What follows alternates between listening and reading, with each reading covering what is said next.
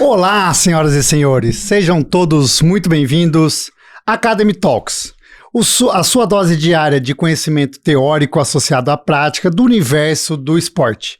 Aqui falamos de fisiologia, de treinamento, de performance, de saúde, enfim, tudo que engloba o seu universo.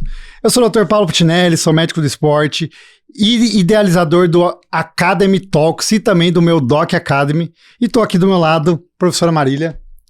Eu sou Marília Andrade, eu trabalho com pesquisa e ensino na área de fisiologia do exercício e juntamente com o Paulo, sou uma das idealizadoras do meu Doc Academy. E hoje nós estamos aqui para mais um episódio do Academy Talks especial para mulheres. Afinal de contas, na última sexta-feira do mês, nós falamos exclusivamente desse universo feminino, tanto do ponto de vista de saúde e de performance. E mais uma vez contamos com a ilustre presença da doutora Silvia para falar hoje especificamente sobre hormônios. Essa é a ideia, vamos destrinchar todo o universo feminino do ponto de vista da fisiologia endócrina, das questões relacionadas aos hormônios, não só da saúde, como performance, enfim. Ciclo menstrual, gravidez, anticoncepcional, enfim. Vamos entrar pelos meandros dessa situação, porque são muitos, eu tenho certeza.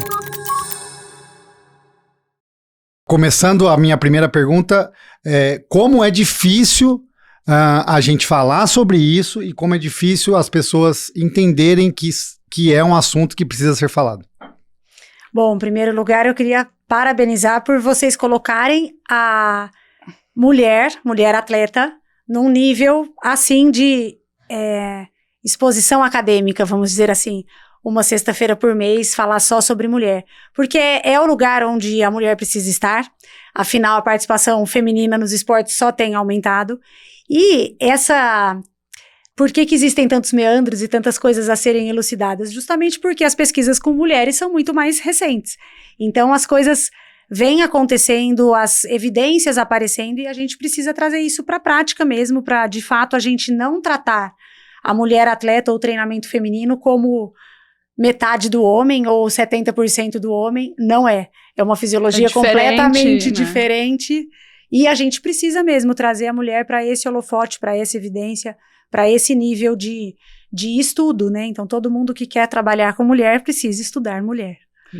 Muitas vezes acho que esse dado é um dado interessante que a gente tem da pesquisa, que os trabalhos que envolvem a biologia, mais especificamente de ciências do esporte, de medicina esportiva, a gente tem cerca de um trabalho com mulher para cada 4 trabalhos com homem. Então, a gente conhece muito mais coisas sobre o organismo feminino ou masculino e acaba aplicando essas coisas para as mulheres sem saber se isso pode ser até que seja verdade, que possa em algumas coisas, mas em outras coisas pode ser que não. E a gente está errando, né? Então, fazer mais pesquisas é uma coisa importante e divulgar o que a gente já sabe para fora do ambiente acadêmico, acho que é um outro desafio, né? Que a gente está tentando aqui trabalhar nesse sentido. Boa.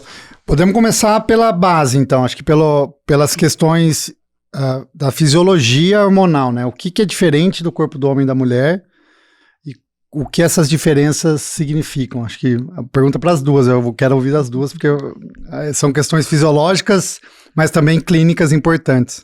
Bom, da parte ginecológica, então, eu vou falar. Eu acho que a grande diferença da mulher é um hormônio chamado estrogênio. Não que o homem não tenha, mas a mulher, ele não só é produzido em maior quantidade, mas a mulher tem muito mais receptor de estrogênio. E esses receptores estão no corpo inteiro. Então, acho que começa daí, né, todas as alterações ou as diferenças fisiológicas e até de órgãos, né, no caso de menstruação, útero, ovários e tudo mais. Então, acho que o grande hormônio da mulher é o estrogênio. E assim deve ser sempre, né? Então, a gente pensar que a mulher tem os outros hormônios, mas quem rege a mulher é o estrogênio. Uhum. Acho que tem uma coisa que eu considero muito importante quando a gente fala das diferenças do organismo feminino com o masculino, é que muitas diferenças são regidas por ação dos hormônios e muitas diferenças são genéticas. Então, a gente não pode pensar só, não, acertou o hormônio. Se a gente tirar o efeito do hormônio, aí fica igual. Não, tem coisas que são características genéticas que são diferentes. Por exemplo, sei lá, tamanho do coração, tamanho do pulmão.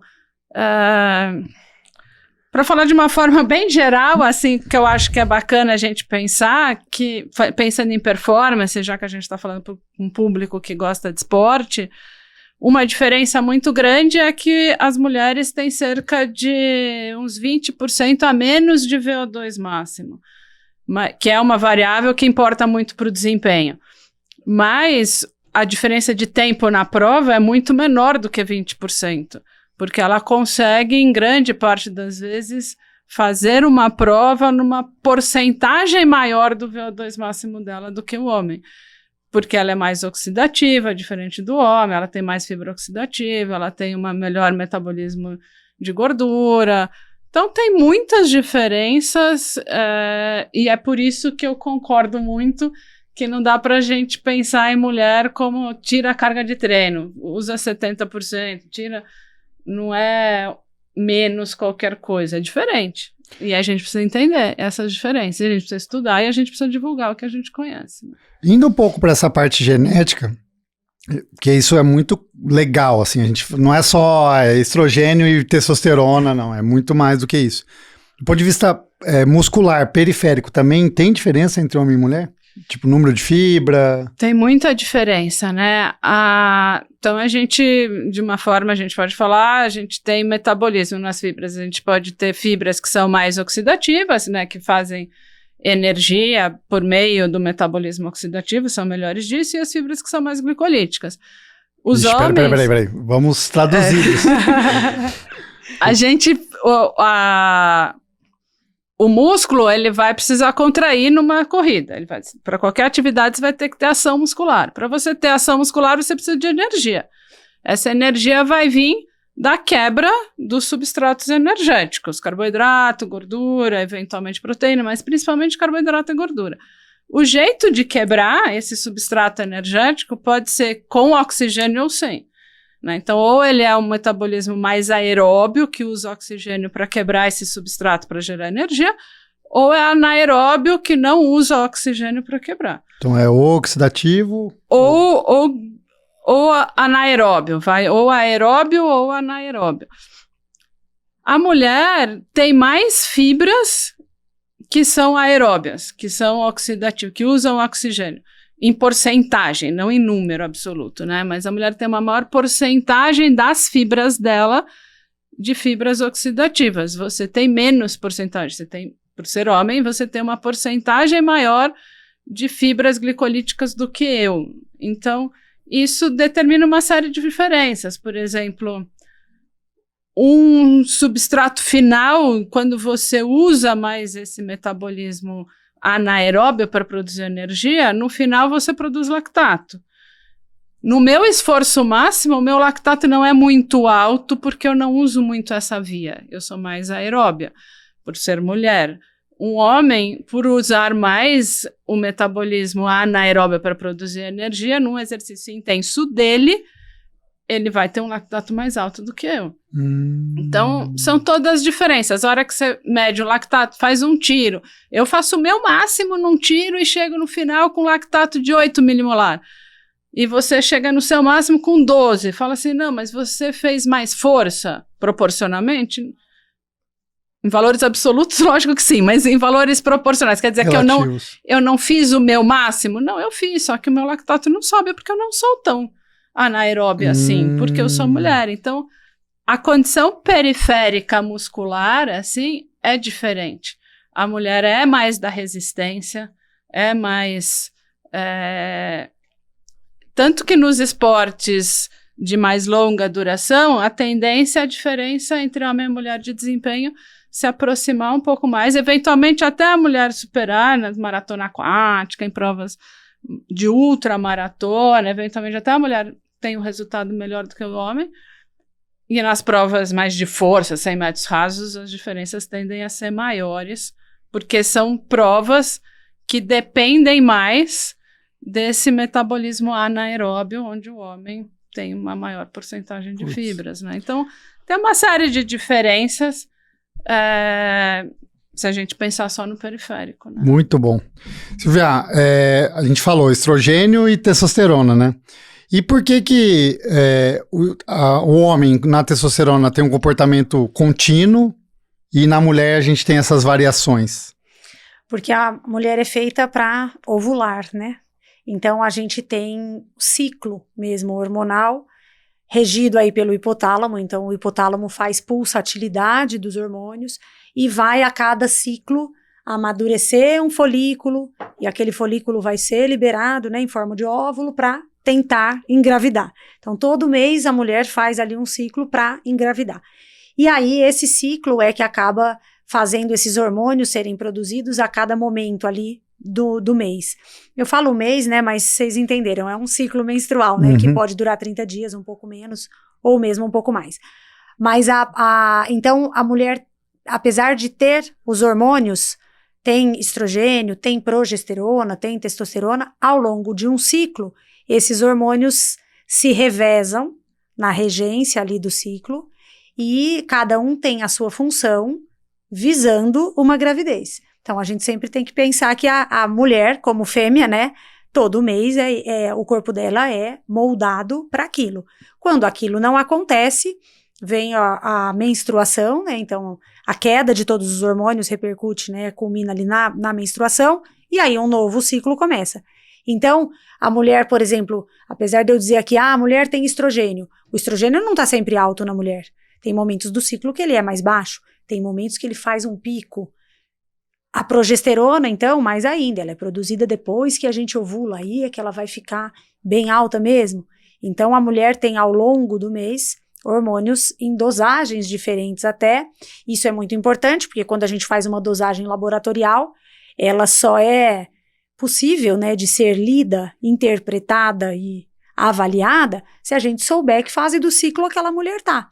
Porque, por exemplo, um estrogênio pode ser normal de 20 em algum momento do ciclo, mas ele pode ser muito baixo, mesmo 20 pode ser baixo em outro momento.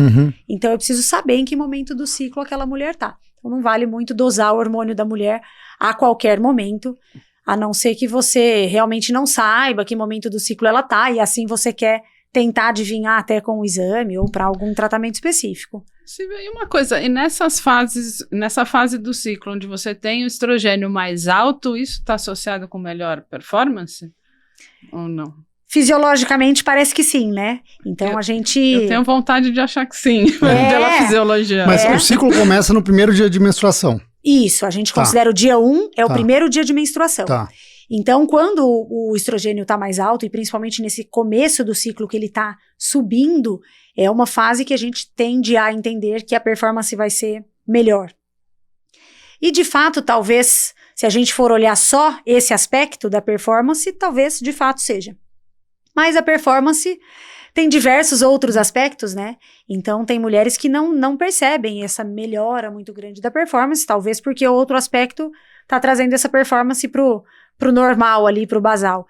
E da mesma forma que tem um momento que a performance pode melhorar, né, pelo estrogênio estar mais alto, ela também pode piorar quando esse estrogênio está caindo. E ele cai depois da ovulação, depois né? da ovulação, então exato. Ele sobe do primeiro ao 14º dia, é isso? Isso, ovula mais ou menos aí no 14º, ele sobe, não é tão linear assim, mas enfim, ele está subindo, tem um pico ali na ovulação, e depois ele tende a cair, um pouco ainda discretamente depois da ovulação, e aí depois despenca mesmo, que é o que a gente chama de fase lútea tardia, aí despenca mesmo o estrogênio. Então, da mesma forma, a gente teria a tendência fisiológica de pensar que quando o estrogênio cai, a performance vai cair. Mas não é toda mulher que sente nem a subida, nem a descida. Tem umas que sentem a melhora da performance, mas não sentem a piora. Ou o contrário, né, que é mais triste, né? A mulher que sente só a piora e não sente a melhora. Então, isso acontece. Então, a gente vê que a fisiologia não explica tudo, né? A gente tem que trazer a fisiologia para a prática, né, para uma pessoa e, de fato, perguntar para a pessoa como você se sente. E talvez até como ela sente aquela menstruação, porque acho que as mulheres sentem a menstruação de formas muito diferentes. Né? Tem gente que tem histórias terríveis com a menstruação, desde a adolescência e tal. E tem gente que simplesmente tem a menstruação como algo, nossa, nem lembro que vou menstruar, nem lembro. Então é muito, muito, muito individual.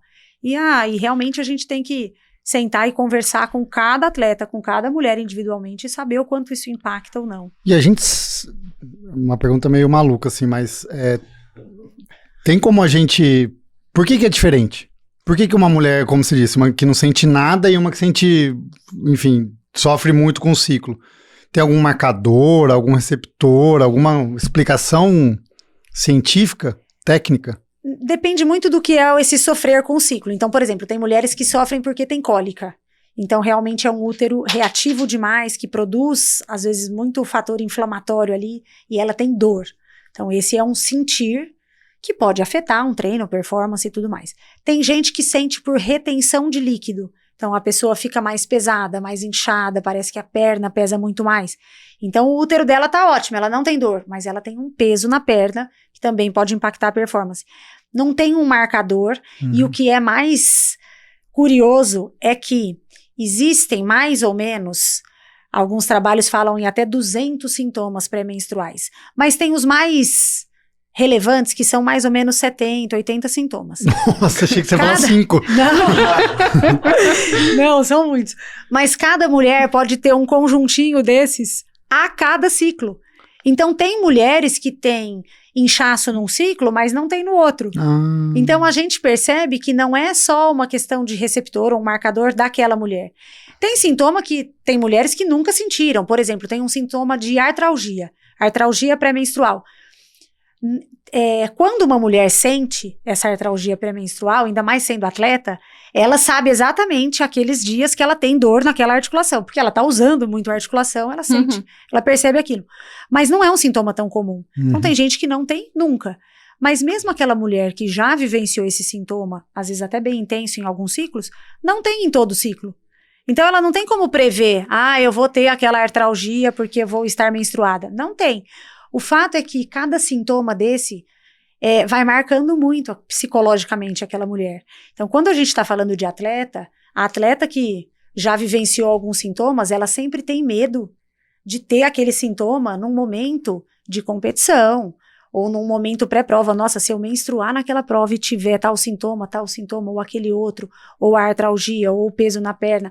Ou tem gente que tem sintomas neurológicos do tipo tontura, enxaqueca. Enxaqueca é comum, né? É comum. Então, a mulher fica muito marcada por esses sintomas se eles são intensos, né? Se eles marcaram.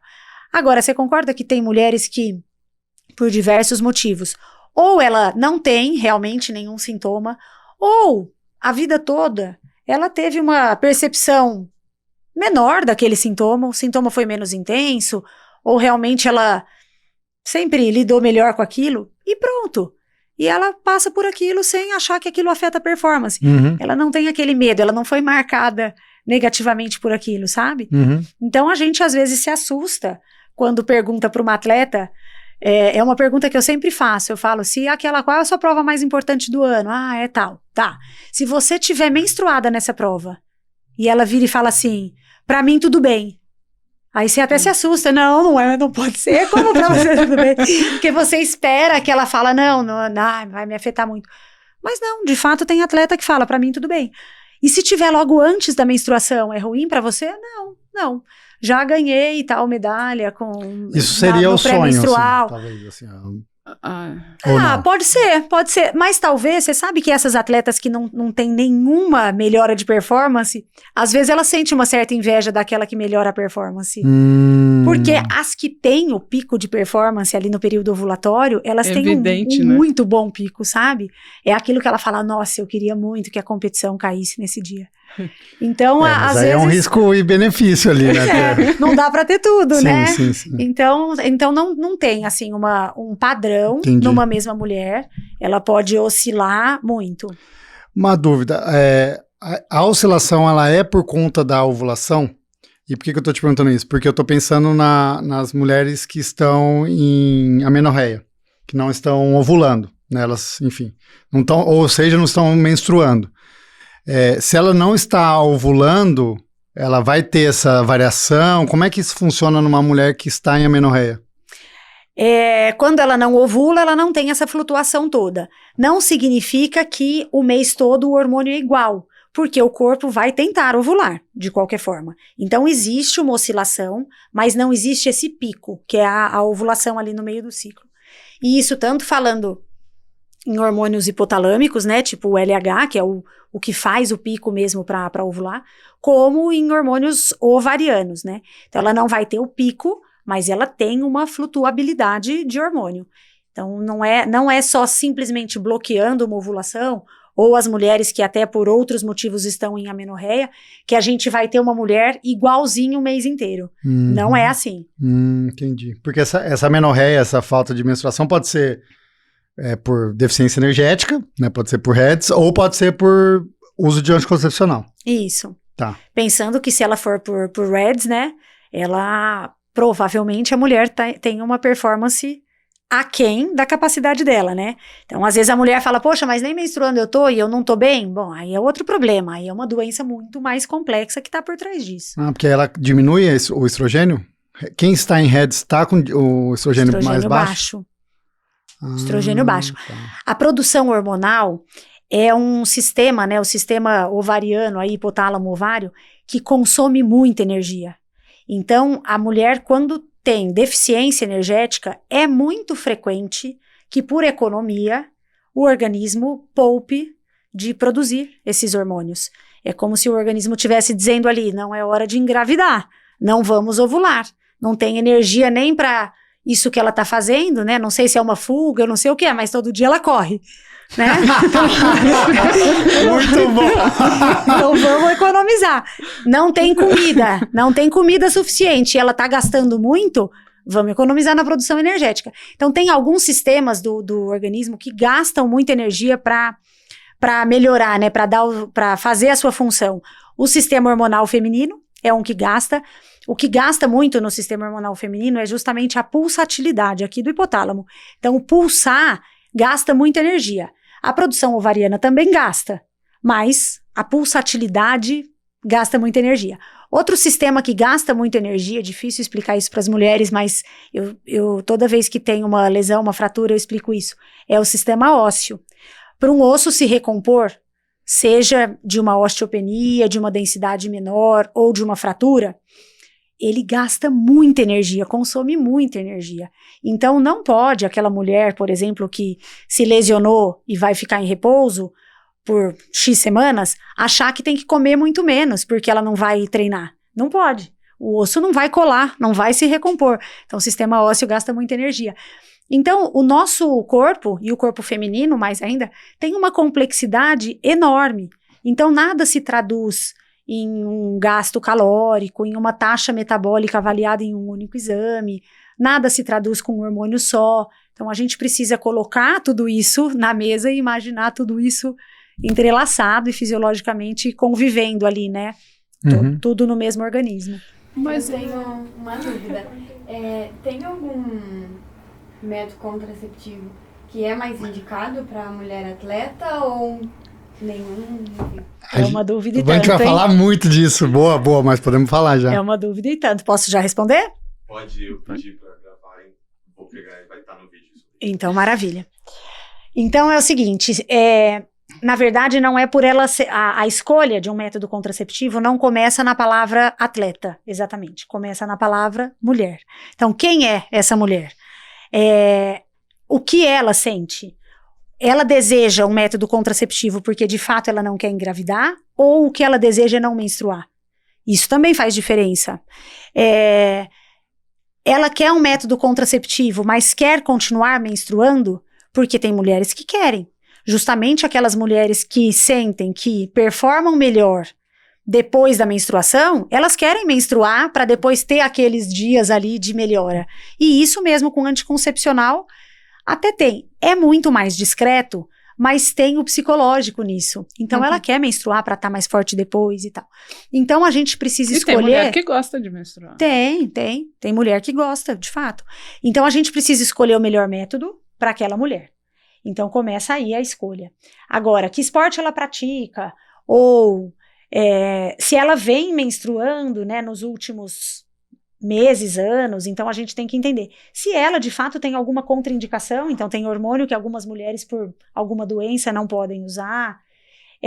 Se ela tem, por exemplo, tem atletas que competem muito fora, né, do país, então estão toda hora em fuso horário diferente. Será que um medicamento para ser tomado a cada 24 horas é o melhor método para ela? Ou será que ela tem que toda hora ficar fazendo esse ajuste? Então a gente tem uma variável enorme de elementos aí para colocar nessa escolha, tá? Então a resposta é: não existe um método escolhido só porque uma mulher é atleta. Mas a gente tem que levar em consideração a vida de atleta que ela tem. Então o treino vai ser perguntado, ou a percepção dela do treino em relação ao período pré-menstrual e menstrual. Essas nuances aí de onde compete, onde mora, né? Eu moro 6 meses do ano no Brasil, mas 6 meses do ano eu tô na Europa. Tá, existe esse anticoncepcional em todos os lugares? Você compra com a mesma facilidade? Então a gente leva em consideração muita coisa para escolher um método contraceptivo. Você vê uma pergunta, quando a gente pensa na adolescente que tá começando a menstruar ou não menstruou ainda, vai começar a menstruar, como que acontece isso? Com esse volume de treino, às vezes muito grande, a gente vê também uma coisa muito boa das mulheres estarem mais envolvidas com o esporte, começarem mais cedo. Eu acho que isso é uma coisa muito interessante, muito bacana. Por outro lado, também tem esse, talvez, excesso numa fase da adolescência que às vezes é complicada para a menina, né? De lidar com o corpo, dessa exigência, as redes sociais, toda essa exposição. Como que pode bagunçar aí no organismo dela, se ela treina demais ou não, ou come? Na verdade, assim, a gente tem o excesso de treinamento, ele pode acontecer também, né, em criança e adolescente. Então, na pediatria esportiva, assim, eles até têm um número ali que a criança não deveria estar na sua modalidade principal mais horas semanais do que a sua própria idade. Então, por exemplo, a criança de 10 anos vai treinar no máximo 10 horas a modalidade principal. Por semana. Assim, por semana. Porque a criança tem muita disposição e energia, né?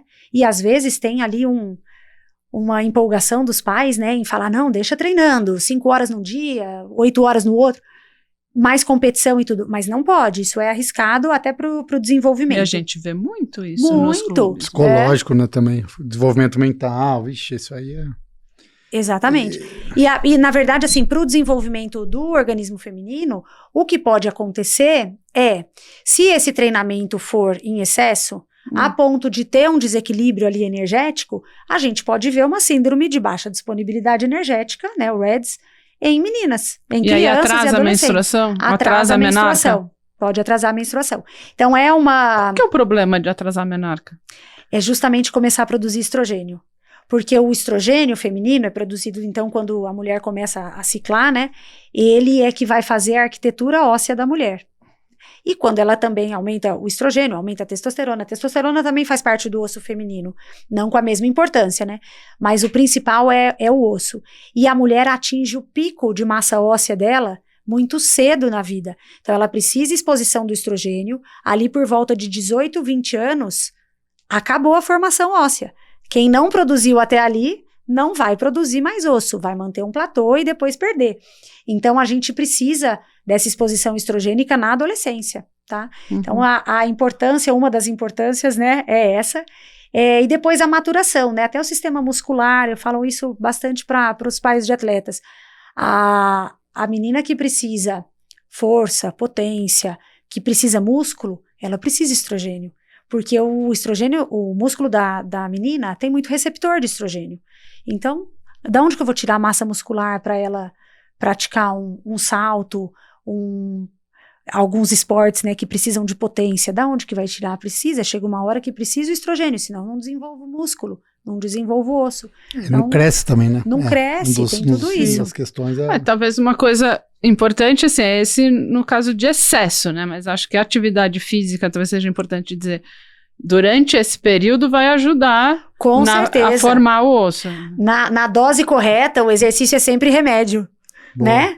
Então, o exercício Então, só é ela veneno chega- quando a dose tá errada, né? Ela chega nesse pico que você falou aí com 18 anos, se ela fizer uma atividade física, ok, chega num pico mais alto de massa óssea do que uma que não faz nada? Chega, com certeza. Então, é importante, né, pensando assim, na população geral, para a saúde geral, a adolescente ser exposta, sim, a exercício físico e principalmente algum exercício que tenha impacto para fazer essa arquitetura óssea boa, né, formar massa óssea e com uma densidade ali correta. Então, é bom que tenha. O que não pode, né, que é quando é o excesso de exercício ou a diminuição, né, ou a falta de energia, né, vinda do alimento, aí é que tem o desequilíbrio e pode ter esse aspecto aí de REDS desde infância e adolescência. Sim.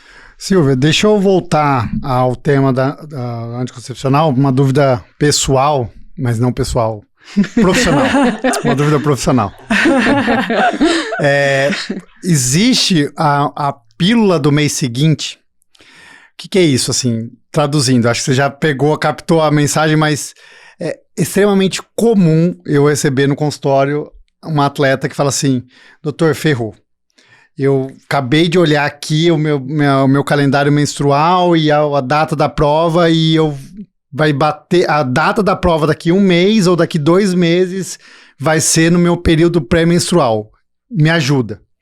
E eu vou mandar uma mensagem pra Silvia, eu queria que você falasse de como isso é difícil, enfim, se é possível ou não, como é que as ferramentas que a gente tem, meio que um negócio meio de urgência, né? Quase uma pílula do dia seguinte, só que pra menstruação do mês seguinte. E até dá para existir, o que não dá é pra gente garantir que aquilo é 100% certeza que não vai vir a menstruação. Antigamente a gente tinha as pílulas, a imensa maioria, não é que são pílulas antigas, elas ainda existem, mas a gente só tinha pílula feita de hormônio sintético, então o principal componente era o etinilestradiol. O etinilestradiol, ele tem uma característica de dar alguns sintomas ruins, assim, de adaptação, às vezes enjoo, às vezes inchaço, dor na mama, tontura, são efeitos chatos que depois passam, até melhoram com o uso prolongado de pílula. Mas a gente tinha muita ressalva de introduzir uma pílula anticoncepcional se ela tinha competição muito próxima. Porque vai que ela tem um sintoma que depois atrapalha, aí a culpa é da pílula. Então, antigamente, a gente quase não fazia essa pílula do mês seguinte. Vou menstruar o mês que vem. A gente falava, não, deixa pra lá, vamos menstruada mesmo. A gente não tinha outro recurso.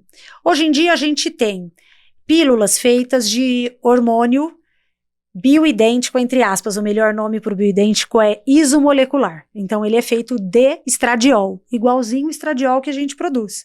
Então, que é o estrogênio. Isso, é um dos tipos de estrogênio. Então, a pílula feita de estradiol, ela tem menos efeito colateral, esse efeito de adaptação. Então, dá pra gente dar a pílula sem ter tanto medo assim dela ter sintoma negativo. Mas o que não dá é pra gente garantir que ela não vai ter um escape, por exemplo, ou que ela não vai menstruar. A maioria das pílulas tem um ciclo ali da pílula de 28 dias, né? São 4 semanas. Tem pílulas feitas para emendar uma cartela na outra e não ter menstruação. Mas não dá pra gente garantir, por exemplo, que ela vai emendar uma cartela na outra e aquela menstruação vai ser bloqueada. O que dá pra gente garantir é que, como a gente bloqueou o hormônio, dá para garantir que aquela menstruação não venha tão florida, tão recheada de sintomas, com fluxo tão intenso. Isso dá para garantir. Mas 0 sangramento, 0 sintomas, não dá para garantir. Então, o que eu falo para as meninas, e já devo ter te respondido isso, dê tal coisa, vai melhorar, não é 100% de certeza, mas uns 80%, 90% a gente garante. Mas, elas vão mais seguras, né, quando tem alguma intervenção assim.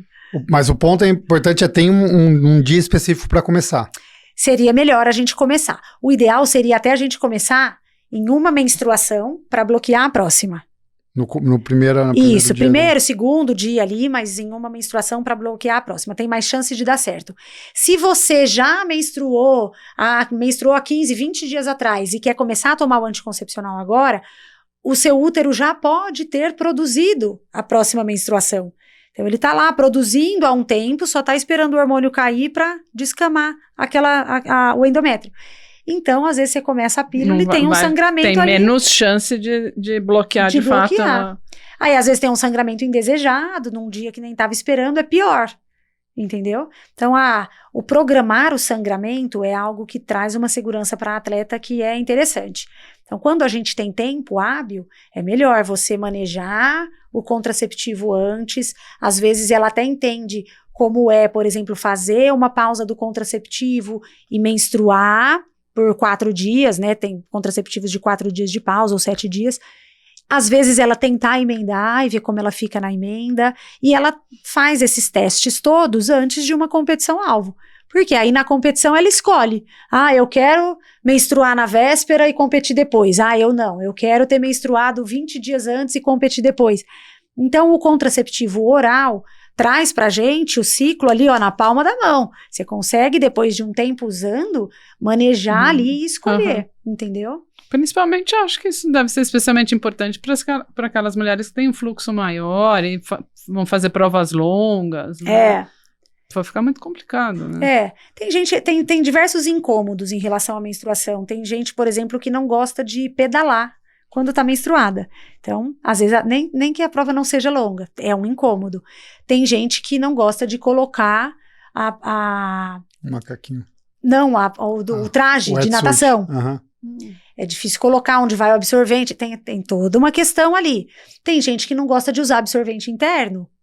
Então, apesar de eu falar, olha, quem vai nadar ou quem vai usar o bretelle não deve ser usado com roupa íntima, né? Ele tem que ser usado sem roupa íntima. Seria ótimo pôr um absorvente interno, mas aí a pessoa fala, eu não gosto de absorvente interno, prefiro externo. Então, são tantas nuances aí, né? Tanta individualidade, que é só... por isso eu falo assim, puxando a sardinha para minha especialidade. É muito desejável, e é tudo que a gente quer, que todo médico do esporte saiba lidar com mulher, óbvio. Mas tem nuances que só o ginecologista vai saber. Com certeza. Né? Então não tem jeito da gente, numa consulta de medicina esportiva, que você já tem que ver tantos aspectos, quanto tempo que você está ali disposto a perder perguntando de cada um desses sintomas e da menstruação. E tem muito detalhe, né? Muito detalhe. Então tem coisas que a gente vai manejar. É óbvio que aquela mulher que precisa, por exemplo, dar a pílula do mês seguinte, é bom mesmo que o médico do esporte saiba qual dar, como manejar, e ali, porque é uma situação de emergência, né? Mas, passou esse furacão, voltou da competição, agora vamos fazer o negócio direitinho? Vamos na ginecologista do esporte para organizar qual contraceptivo é melhor para você, para que isso não aconteça mais, né? Boa. Eu tenho uma pergunta. Posso? Claro.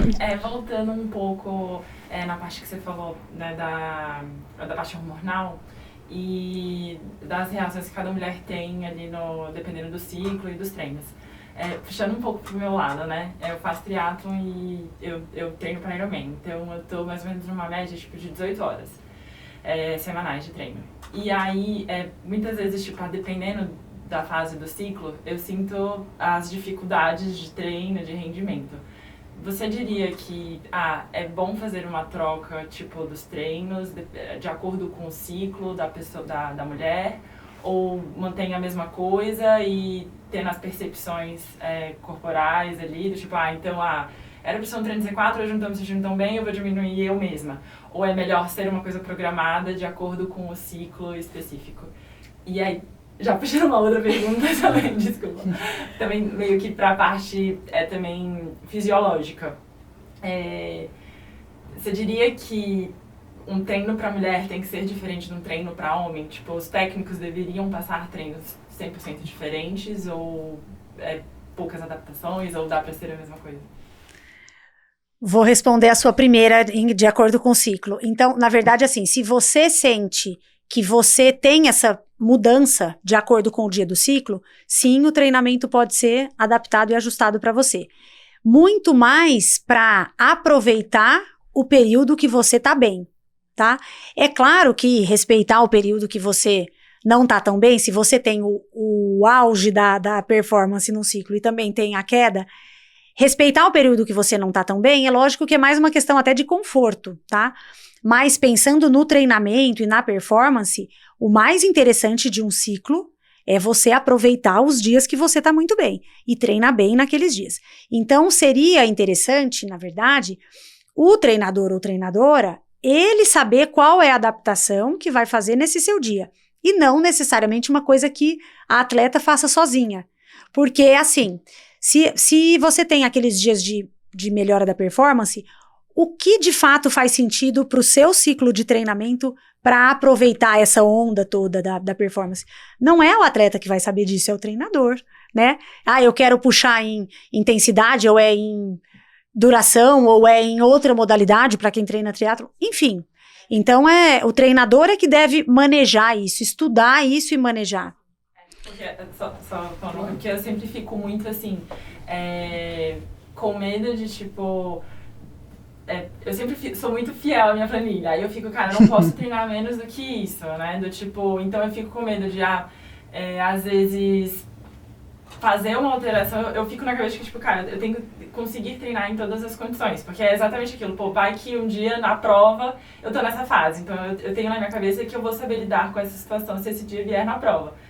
E aí essa parte de, mudar de acordo com o ciclo, às vezes eu fico, putz, mas isso significa necessariamente, que vai ser um treino pior, ou é um treino que pensando, eu quero fazer o Ironman, eu quero ganhar a prova. Ele vai diminuir o meu treino, vai mudar a estrutura de performance, entendeu?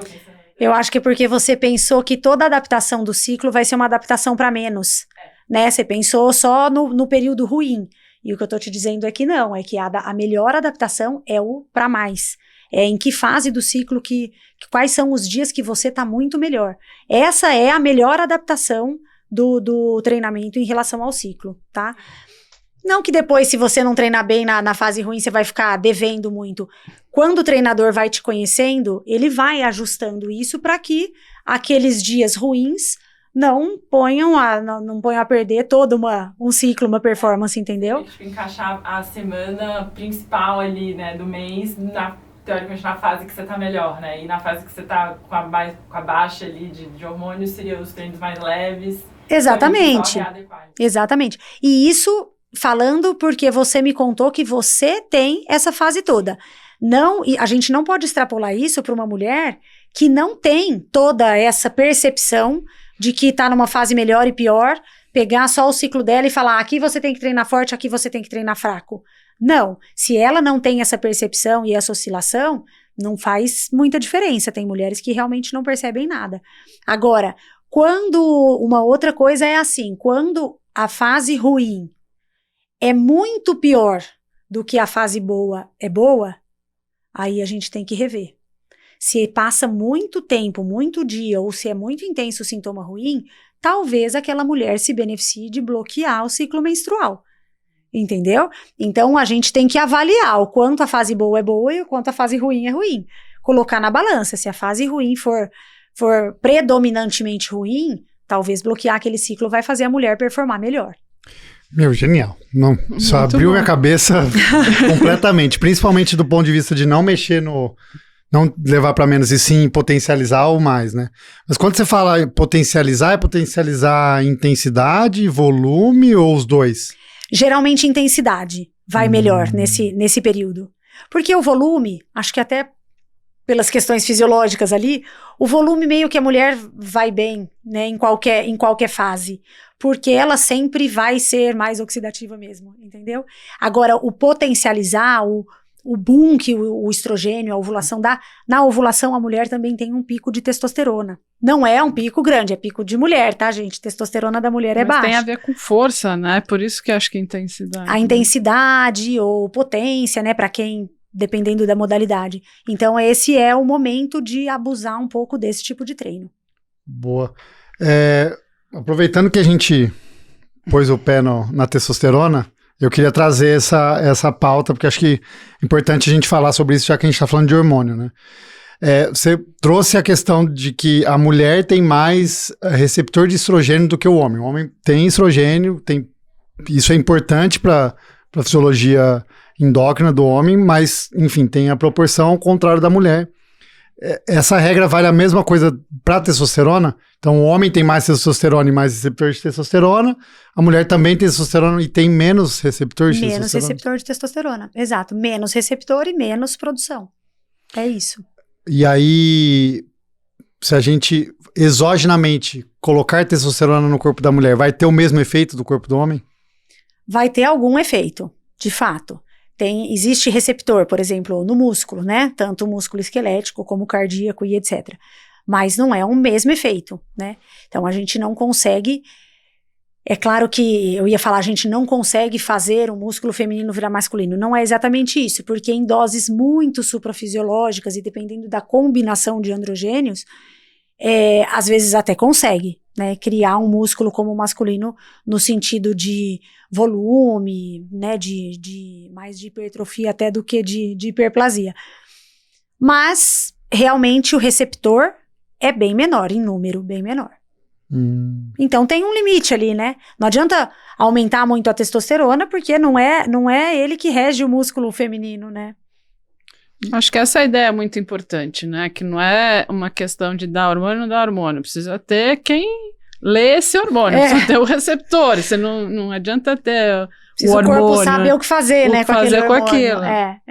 E precisa saber o seu eixo, eu acho que também que é uma outra ideia, né? Você acaba bloqueando o seu eixo. Né? Exatamente. Às vezes um bloqueio que pode perdurar por mais tempo do que você usa o hormônio exógeno, né?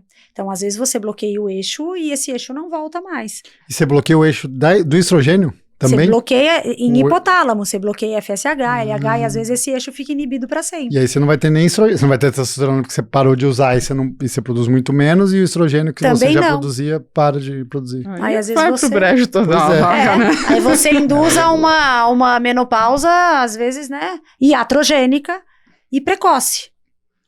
Silvia, claro. Posso ir pra frente? Eu estou aqui monopolizando, que eu tô... Como não tem um lugar de fala aqui, eu fico tirando todas as dúvidas. Mas a última, professor, só pra gente não perder essa mão, eu já aprendi muita coisa hoje com a Silvia aqui, hoje, mas eu já aprendi muitas coisas antes, e uma das coisas que me marcou muito, uma vez a Silvia me falou assim, ó, a gente não dosa testosterona em mulher. Eu queria que você explicasse isso. Porque assim... acho que talvez tão quanto a pílula do mês seguinte é a questão de uma mulher chegar e falar, minha testosterona tá baixa. Aí lá vou eu explicar, e queria que você explicasse isso. Essa dosagem inadequada, né, de testosterona em mulher tem sido muito avassaladora, dentro do esporte e fora do esporte. Por quê? Porque as pessoas pedem simplesmente por pedir, imaginando que a testosterona tem que estar num nível X, quando na verdade as evidências científicas só mostram que a mulher tem que ter a testosterona até tal limite. Então agora tem até alguns laboratórios que estão mudando o valor de referência no exame de testosterona, que ao invés de colocar um mínimo e um máximo, colocam até 60 ou até 70. Significa qualquer valor até lá é tido como normal. Mesmo zero. Dificilmente vai dar zero. Às vezes aparece lá um indetectável ou muito baixa, ou às vezes eles colocam menor que 5, menor que 20, que é até onde o laboratório consegue detectar. Mesmo zero. Por quê? A molécula, né, dosada ali é uma molécula muito pequena. Então, é muito difícil o exame laboratorial que a gente tem, nos laboratórios mesmo, o melhor laboratório, tá, do mundo, o exame feito, ele é um exame que tem dificuldade em ver moléculas muito pequenas. Então, por isso que a dosagem, quando ela é 20, 15, eles falam até que é semelhante, é igual. Então, se uma mulher dosa 40 e a outra mulher dosou 20, talvez elas tenham a mesma testosterona. Aquilo é uma leitura dificultada pelo tamanho da molécula. Então, qualquer valor baixo é o esperado para uma mulher. Então, a gente não deve dosar a testosterona de uma mulher para saber se ela é baixa. Então, na verdade, a gente deve dosar a testosterona de uma mulher quando a gente suspeitar que ela está alta, ou por uso mesmo exógeno, ou por algum tumor produtor de androgênio, né, que isso existe, é raro, mas existe, ou às vezes até por contaminação. Por exemplo, o parceiro ou a parceira usa um gel de testosterona e dorme abraçado. Aquele gel de testosterona pode passar para a mulher. Isso é, inclusive, um alerta super importante para quem passa por prova de doping. Porque um pode contaminar o outro. Há um tempo atrás, teve uma namorada de um grande atleta de crossfit que falou publicamente que estava usando testosterona em gel. E aí muita gente foi alertá-lo, né? Porque ele tá num nível de competição que ele passa por prova, né? Por doping. E aí foram alertá-la, porque se ela usa e é na pele, isso pode ter contaminação. E as provas de doping pegam mesmo quantidades minúsculas. Qualitativo. Então tem essa contaminação, isso também é importante. Então, quando a gente está suspeitando que aquela mulher pode estar com a testosterona alta, aí a dosagem é válida. Então, aquela dosagem de testosterona, a leitura é qualquer coisa menor do que 60 é tudo igual. Passou daí, é 100, 150, 300, aí eu tô lendo a testosterona. Então não adianta uma atleta, e por isso que eu falo que é avassalador, porque às vezes vem uma atleta ali, minha testosterona tá baixa, deu 40, será que é por isso que eu não tô performando? Não. Então aí você tem que começar do zero, tipo, primeiro que esse exame não devia ser pedido com esse intuito. Se ele foi pedido com o intuito de ver que tava alta, eu tenho uma boa notícia pra você, ela não tá alta, ela tá ótima. Tá? É uma testosterona de mulher. Sua performance pode estar ruim por qualquer outro motivo, menos por esse hormônio. E fora do esporte, mais ainda, né? Quantas mulheres não atribuem a testosterona, tipo, cansaço, falta de libido, falta de concentração. E, na verdade, o que a mulher tem é só uma vida corrida, atribulada, multitarefas e pronto, entendeu? Então, a testosterona foi colocada aí como grande protagonista da vida feminina, e não é. O hormônio feminino se chama estrogênio. É outro hormônio que a gente tem que buscar. E a principal forma de produzir estrogênio na mulher é comer adequadamente, comer bem em quantidade e em qualidade. Quando eu falo em quantidade, a gente tem que computar esse gasto energético que a mulher tem. Dormir bem também faz, né, pulsatilidade, né, é importante dormir bem. Gerenciar estresse. Isso é importante para o estrogênio também. Então, gerenciar o estresse do pulso, da pulsatilidade, exato. hipotalâmica. Então, é uma tarefa difícil, né? Ainda mais numa cidade caótica como a nossa, né? Quem vive nas grandes cidades, mas não só por isso, né? Gerenciar relacionamentos, tem muita coisa que tá englobada nesse gerenciamento de estresse. Mas é isso que, de fato, faz a mulher produzir o hormônio que ela precisa produzir, que é estrogênio. Boa. Não, eu tinha ido um pouco pra frente. Vambora. Assim. Um pouco pra frente também é uma super pausa, porque é um assunto muito legal. Não, porque você tinha falado do estrogênio baixo, daí você pode induzir uma menopausa. E aí, se a gente, tipo, pós-menopausa, essa reposição hormonal, ela consegue reverter os prejuízos de desempenho, assim? Não muito. Ela melhora muita coisa, ela melhora, por exemplo, ou quase reverte a ação, por exemplo, do estrogênio no osso, que é uma preocupação pós-menopausa. Mas por que ela não melhora a performance como um todo? Porque quando a gente faz uma reposição, a gente faz uma dose fixa todos os dias. A gente não faz pulsatilidade, não faz ciclo. E a gente, externamente, né, a gente, depois de muitos testes, a gente imagina que aquela dose é benéfica e não está causando nenhum prejuízo, e a gente determina ali uma dose que vai ser a dose diária da reposição hormonal. A gente não faz uma dose a mais, como a gente sabe que a mulher tem. Então, a gente ainda não tem, como reposição hormonal, algo que mimetize tão bem o nosso ciclo. Não tem. Mas a gente tem algo muito benéfico. Então, a reposição hormonal feita adequadamente, corretamente, com hormônios que existem, né, não é nada manipulado e mirabolante, ela traz muito benefício para a performance. E quando a gente fala em performance, a gente fala de muita coisa, né, um dos benefícios principais que a gente vê em mulheres ativas, esportistas, atletas, é o benefício do sono, porque a queda de estrogênio tem um prejuízo enorme no sono. E quem não dorme bem, não treina bem. E não come bem, ou às vezes não absorve bem o nutriente, não tem todo o metabolismo bom. Então, se você melhora o sono de uma atleta, você melhora, às vezes indiretamente, a performance. Então, tem muitas coisas que a reposição hormonal traz de benefício para a atleta, além dessa expressão muscular do estrogênio, né? O receptor continua lá. Os receptores de hormônio, eles não vão embora com a menopausa, eles estão lá. O que não tem é a produção do hormônio.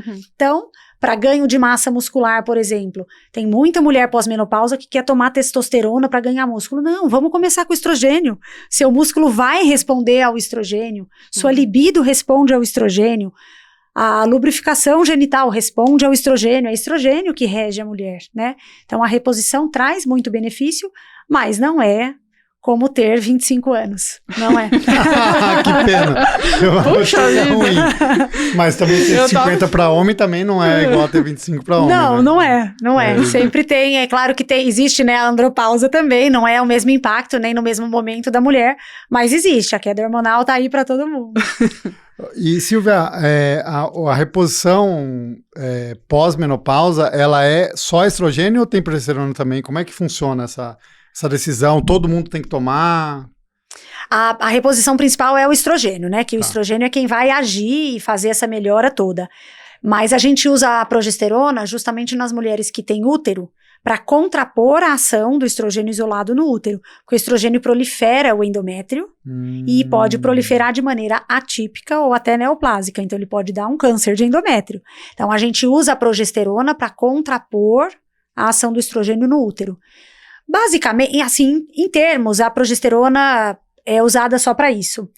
Ela acaba tendo um ou outro benefício também no sono da mulher, em relaxamento e tal, mas ela não deve ser usada com esse propósito. Ah, a mulher precisa dormir bem, vou dar progesterona. Não, não é isso. Ou uma mulher que não tem útero, por algum motivo, tirou o útero por cirurgia, né? A mulher não tem útero, ela não deve usar progesterona. Ela vai usar estrogênio. O estrogênio é altamente eficaz. E é dose dependente? Tipo, se você der mais estrogênio, vai ficar... Você começou a falar disso, queria... É um pouco, mas não significa que para todas as mulheres você precisa dar a máxima dose permitida. Você vai ajustar de acordo com a melhora dos sintomas. Uhum. A Então- dose é dependente do sintoma, e não uma Isso. dose para mulheres X gramas. É por sintoma. Que você... Por exemplo, vamos supor que a gente determina que 3 miligramas é uma dose máxima de estrogênio para mulher. Não significa que eu tenho que dar 3 para todas, ou que a que já se beneficiou de 2 miligramas vai se beneficiar mais com 3 miligramas. Não. Se ela se beneficiou com 2, é com 2 que nós vamos ficar. Porque também tem isso, né? O que é muito dose dependente são alguns riscos. Então, a gente não extrapola o uso de hormônio pensando que ele só traz benefício, né? Como todo medicamento, como todo hormônio, ele também pode trazer algum risco. Até um risco anabólico mesmo, porque o estrogênio também é anabolizante, a gente tem que lembrar isso. Então, pode ter um risco anabólico cardíaco, é claro que não nessas doses que eu tô falando, mas só para dizer assim, nem sempre mais é melhor. Também tem um risco de neoplásico, né, de alguns cânceres, né, tanto que algumas mulheres que têm histórico pessoal de câncer, às vezes nem vão usar estrogênio, elas têm uma contraindicação absoluta, dependendo do câncer. Tem o risco de trombose, então existem riscos na terapia hormonal. A gente tem que avaliar tudo isso, então não é a maior dose para todo mundo, é a maior dose, na verdade é a menor dose eficaz. Uhum. Então a gente ajusta pro que é eficaz para aquela E mulher. aí começa, é uma progressão. Começa com dose baixa e vai... E aumenta um tateando. pouquinho, exato, até um limite máximo ali. Caramba, muito bom. Muito bom. E não é doping.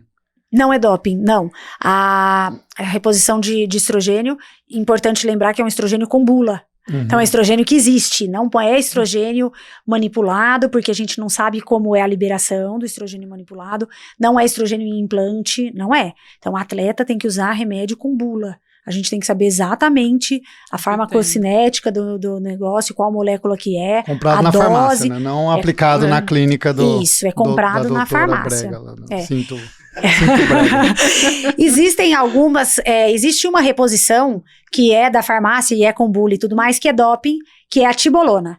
Então, tibolona é uma reposição que algumas mulheres usam. Teve uma década ali, até mais ou menos 2005, 2010, usava-se muito tibolona, justamente porque ela também ocupa o receptor de testosterona e ela tem um apelo ali para a questão da libido, tá? Então, é uma reposição hormonal possível, mas não para atleta. Para atleta é doping. E temos o implante. Você falou de implante, chip da beleza é um doping, né? Gestrinona, né? Se for esse, é doping. Porque podemos entrar rapidinho nessas. É outro... Porque chip da beleza não é um chip nem é da beleza, né? É isso. Na verdade, deu... É um nome que não faz sentido nenhum. Não faz sentido. Eu não gosto tanto de usar esse nome, apesar dele ter ficado conhecido assim. Primeiro porque usaram esse nome para falar exclusivamente da gestrinona. Então, eu acho que isso traz uma coisa assim... Algumas mulheres começaram a achar que elas Quando a gente começou a ver os efeitos ruins do chip da beleza, algumas mulheres começaram assim, não, mas o que eu uso não é esse hormônio, então o meu é bom? Não, então veja bem, vamos esclarecer. Implante é um implante, um palitinho, parece um palitinho, que tem um hormônio ali. Quando esse implante é manipulado, você pode manipular ele com diversos hormônios, e até com substâncias que não são hormônios. Tem gente que fazendo de coenzimas, NADH, tem umas coisas em implantes ali, a pessoa resolveu mandar manipular um implante. Aquele implante é colocado, então tem gente que chama de chip, mas ele é um implante subcutâneo. Geralmente esses implantes manipulados são colocados na região do glúteo, e a gente não sabe que dose que tem ali, nem que hormônio que tem. Então, às vezes a mulher chega falando assim, eu coloquei 3 implantes. Sei, mas o que tem? Não sei muito bem. A gente também não tem como saber. Pode ser que sejam 3 implantes do mesmo hormônio, pode ser que cada um tenha um hormônio. A gente também não tem como saber, nem que dose que é.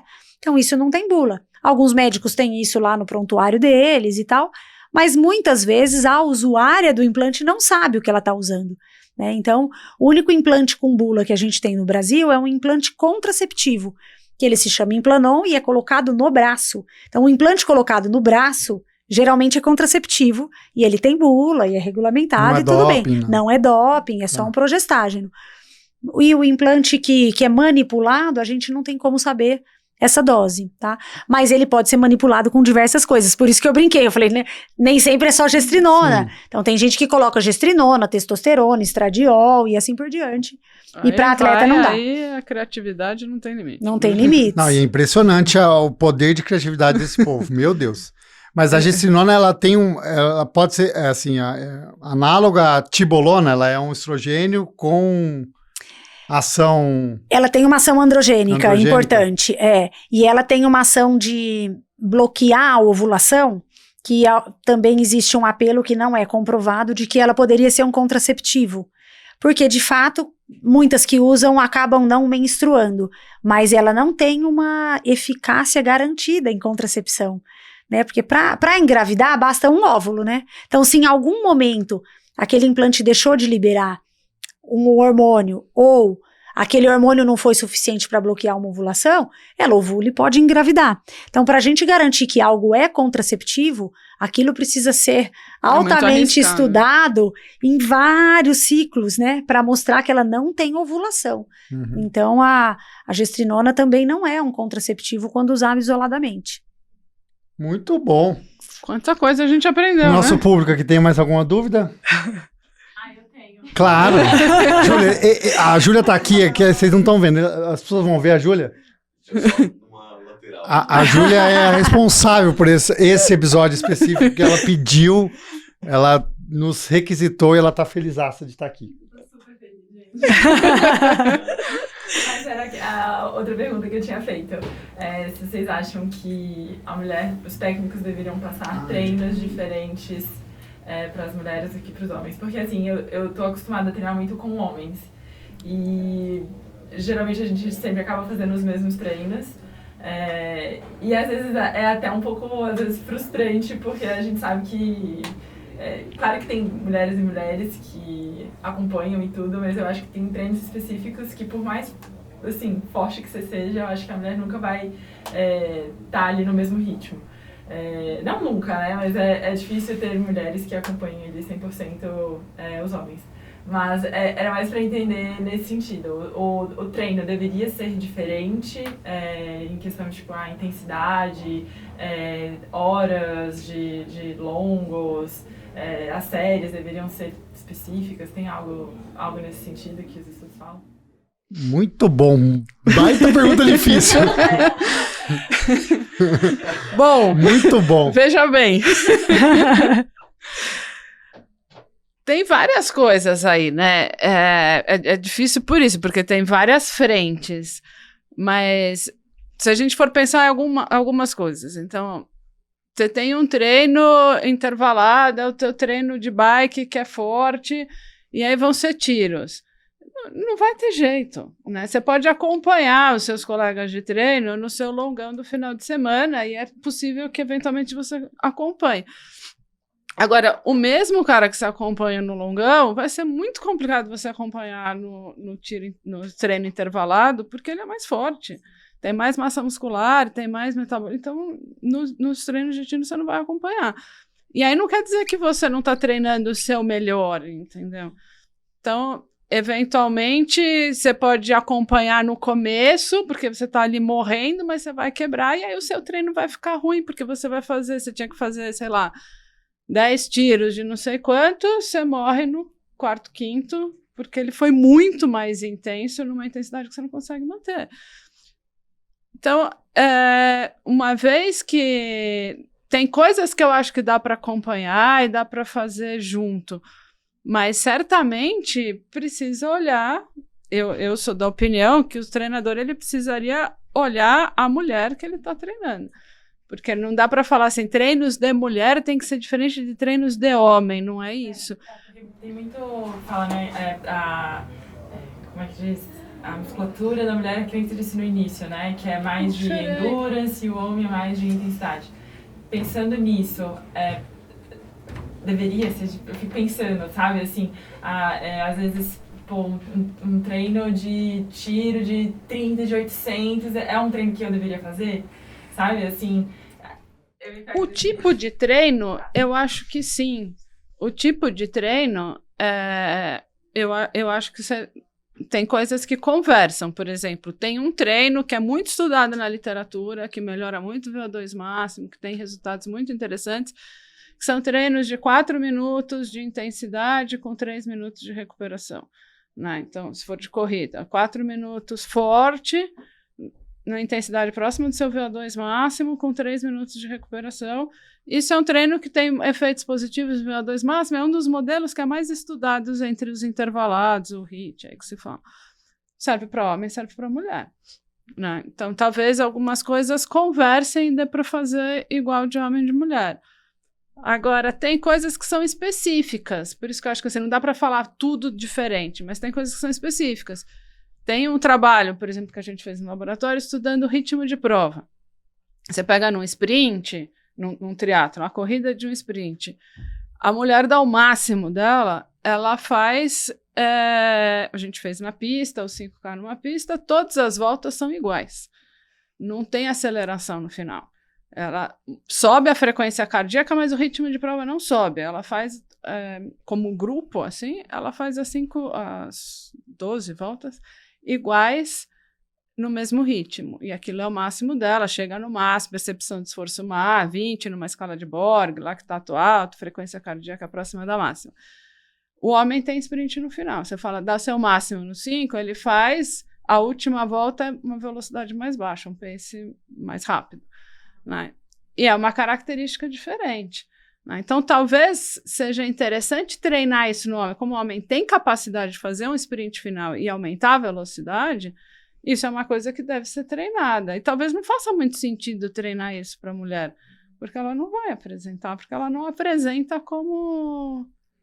Então, acho que tem coisas que precisam ser colocadas na prática, que a gente eventualmente já conhece, já sabe de diferenças entre os sexos, que vale a pena colocar na prática e individualizar o treino, considerando as fases do ciclo menstrual, para aquelas que percebem, considerando, faz muito sentido você fazer esse treino de HIIT numa fase perto da ovulação, onde você tem estrogênio mais alto. Se você percebe isso, você vai conseguir intensidades mais altas de treino. Se você consegue intensidades mais altas, provavelmente a sua adaptação cardíaca, respiratória vai ser maior, e aí esse treino, como você consegue intensidade mais alta, você vai conseguir se adaptar melhor, deve ter resultados melhores do que você fazer esse treino numa fase onde você não consegue atingir velocidades tão altas, né?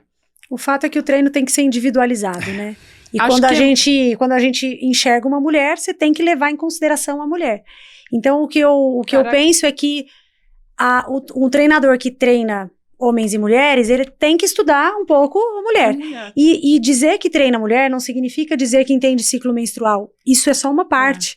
Você vê que a mulher tem muitas outras nuances. Então, realmente tem que individualizar e fazer um treino ali específico para aquele indivíduo. Eu gostei muito disso, eu acho que isso é uma coisa muito bacana, assim, falar que treina mulher entende, não é entender de ciclo menstrual. É muito importante entender do ciclo menstrual e conhecer aquela mulher disso, mas tem muitas outras diferenças que não são relacionadas às variações hormonais, que são relacionadas às outras coisas e que a mulher se beneficiaria se fosse consideradas essas outras diferenças. Porque essa questão do ciclo menstrual, se a gente pega uma mulher, por exemplo, que usa contraceptivo, ela não tem mais ciclo menstrual. Significa que então ela pode treinar igual o homem? Não, ela segue sendo uma mulher. Então, as outras nuances permanecem, entendeu? Então, o treinamento tem que respeitar essa individualidade. Um ponto que acho que vale a pena a gente tentar responder essa questão de diferenças de treino de homem e mulher é pensar um pouco na recuperação, né?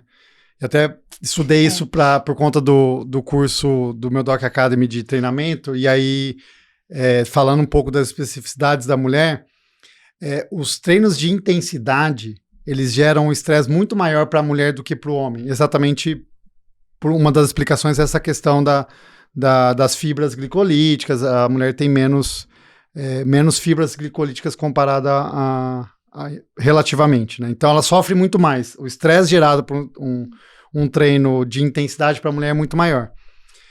O contrário disso também é válido, ou seja, para treinos longos de mais duração e treinos contínuos, talvez as necessidades de intensidade para gerar as mesmas adaptações para a mulher seja um degrauzinho um pouco mais alto, do ponto de vista individual. Então, vou fazer um treino de 4 horas de pedal.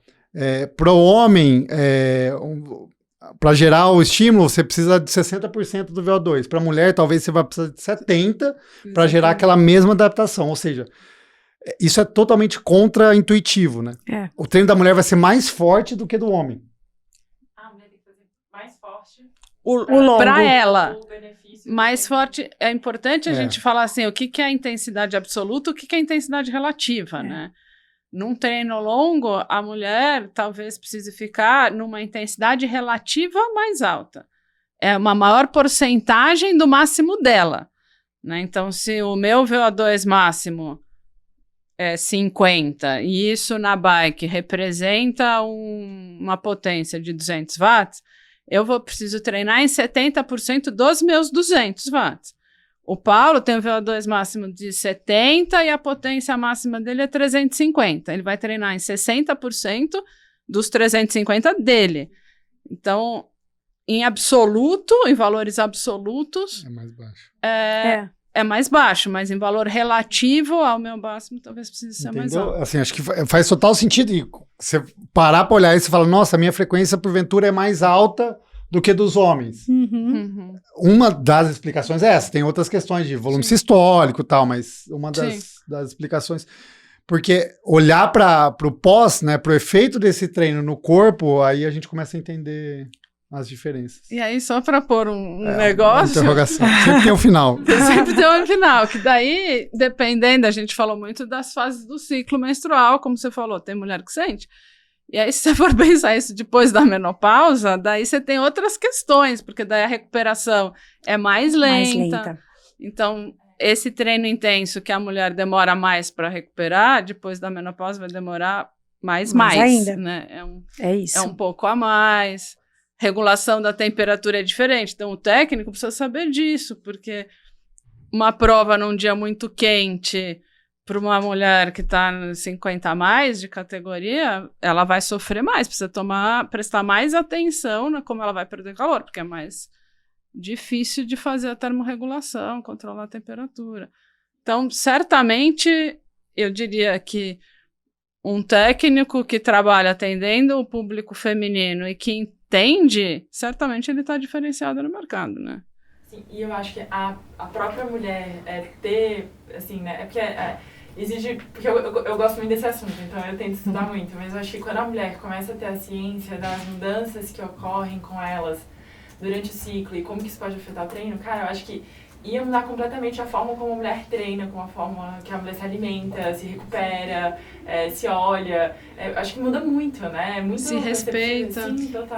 Eu ia falar isso, se acolhe, né? Até isso, pra não ter tanta frustração assim, entender. Que você tá lá se matando, aí você tem no volta do dente de cara, não sai, tipo, você a pessoa fica frustrada, tipo, por quê?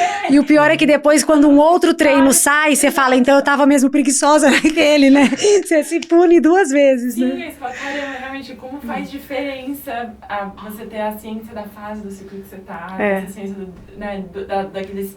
O que você pode fazer para melhorar os seus sintomas ali quando você tá na fase mais baixa, se alimentar melhor, a hidratação, a recuperação, essas coisas mudam muito, né? A ginecologia do esporte é apaixonante. É demais. O universo do esporte, a ciência do esporte é...